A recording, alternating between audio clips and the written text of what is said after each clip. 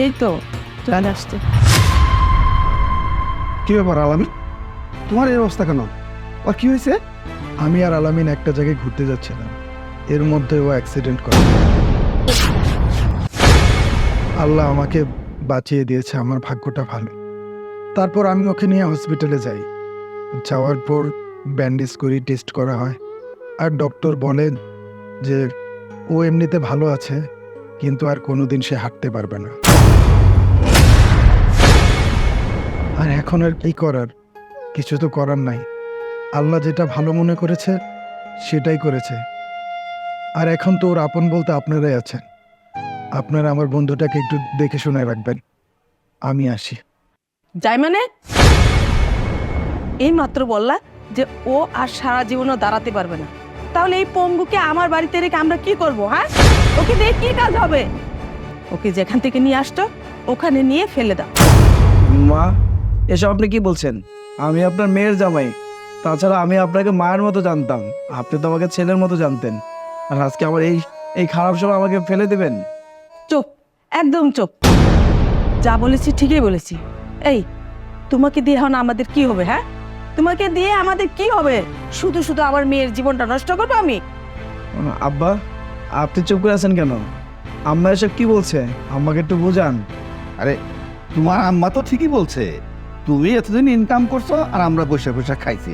এখন তুমি ইনকাম করতে পারবো না, আর আমরা কোথা থেকে খাবো? এখন তো আমরাই খাইতে পাইবো না। স্যার, তুমি তোমার জায়গায় চলে যাও। এই শোনো, আলামিনরে যেখান থেকে আনছো ওখানে নিয়ে যাও। নিপা, তুমি আমার শালি হও সম্পর্কে, কিন্তু আমি তো সবসময় তোমার আমার বোনের মতো জানতাম।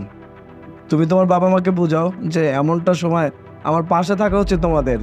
তুমি একটু বোঝাও। দুলাভাই, আপনি এসব কি বলতেছেন? আমি ছোট মানুষ, আমি সংসারের কি বুঝি? আমি এসব কিছু বুঝি না। মা বাবা যা বলবে তাই। আচ্ছা ঠিক আছে, বুঝতে পেরেছি। আপনারা কেউ আমাকে এই বাড়িতে রাখতে চাচ্ছেন না। আচ্ছা মাহি, তোমার বাবা মা যেহেতু এই বাড়িতে আমাকে রাখতে চাচ্ছে না, তাহলে এক কাজ করো, তুমি আমি চলে যাই এই বাড়ি থেকে। আমাদের যে বাড়ি আছে সেখানে গিয়ে আমরা থাকবো। চলো। মাথা ঠিক আছে তোমার? হ্যাঁ, তুমি কিভাবে এই কথা বলো আমাকে? আমি তোমার সাথে কোথায় যাব? কোথায় যাব আমি? কি খাওয়াবো আমাকে? হ্যাঁ, কোথায় রাখবা? ওই গরিব বাড়িতে পড়ে থাকবো? তারপর কি করবো? আমি রাস্তায় রাস্তায় বিক্রি করে তোমাকে খাওয়াবো? হ্যাঁ, আমি পারবো না। আমি তোমার সাথে কোথাও যাবো না। দেখো, আমার বাকি জীবন এখনো পড়ে আছে। আমি অল্প বয়সী একটা মেয়ে। আমি চাইলে নতুন করে আবার জীবন সংসার শুরু করতে পারবো। ভালো একটা ছেলে থেকে বিয়ে করতে পারবো।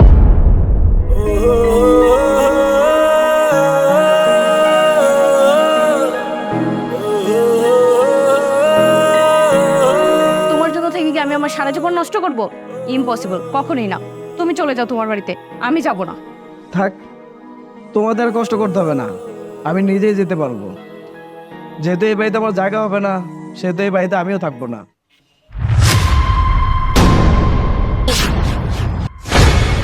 কি ব্যাপার আলামিন?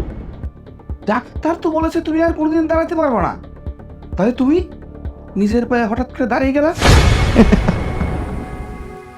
কি অবাক হয়েছেন আপনারা? অবাক হয়েছেন? আরে অবাক তো অনেক কথা। যে মানুষটা দাঁড়াতে পারবে না, সারাটা জীবন পঙ্গু হয়ে থাকবে, সেই মানুষটা কিভাবে 1 মিনিটে দাঁড়িয়ে গেল? হ্যাঁ, অবাকই হওয়ার কথা। আর অবাক তো আপনারা না, আমিও অবাক হয়েছি। যে মানুষদের ভালো রাখার জন্য আমি দিনরাত পরিশ্রম করেছি, সে মানুষগুলো কি করেছে? আমার সাথে বেমেনি করেছে। আর আমার স্ত্রী, যাকে আমি অনেক ভালোবাসি আর আমাকেও সে তাকে অনেক ভালোবাসে, সেও আমার সাথে বেমেনি করেছে। শুনুন, আপনাদের মুখোশে আড়ালে যে শয়তানটা লুকে আছে সেটা আমি জানতে পারতাম না। শুধুমাত্র আমার এই বন্ধু আজকে নাটকটা না করলে আমি এটা জানতে পারতাম না। বন্ধু, এভাবে হঠাৎ করে ডাকলি? তোর এই জায়গায় ডাকছি কিছু কথা বলার জন্য। আসলে দেখ বন্ধু, আমরা দুইজন সেই ছোটবেলা থেকে চলাফেরা করি। জীবনে কিন্তু আমি অনেক টাকা ইনকাম করছি, তুইও করছস।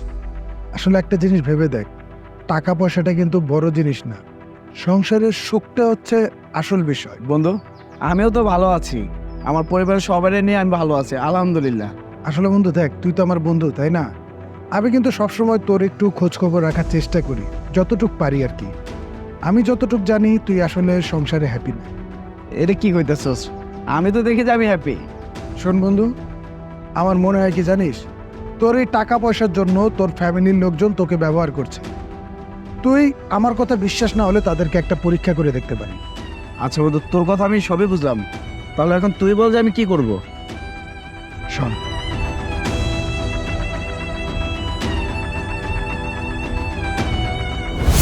এবার নিশ্চয়ই বুঝতে পেরেছেন এতক্ষণ কি হয়েছিল। বাবা, আমি আপনার আমার বাবার মতো জানতাম। আমার এই দুনিয়াতে আমার বাবা নেই, কিন্তু আমি আপনাকে যখন পেয়েছি তখন মনে হয়নি, একটা সেকেন্ডও মনে হয়নি যে আমার বাবা নেই। আপনাকে আমার বাবা মনে হতো। আম্মা ঠিক একই, আপনাকে না কখন আমার মনে হয়নি যে আপনি আমার শাশুড়ি আম্মা। আপনাকে আমার সবসময় মনে হতো আপনি মনে হয় আমার গর্ভধারী মা। আর শালিকা, তোমাকে তো আমি শালির চোখে কখনো দেখি নাই। আমার বোন, আমার বোনের চোখে দেখেছি তোমারে, কিন্তু কি করেছো তুমি, তোমার মা, তোমার বাবা, হ্যাঁ, আমার সাথে বেইমানি করেছে।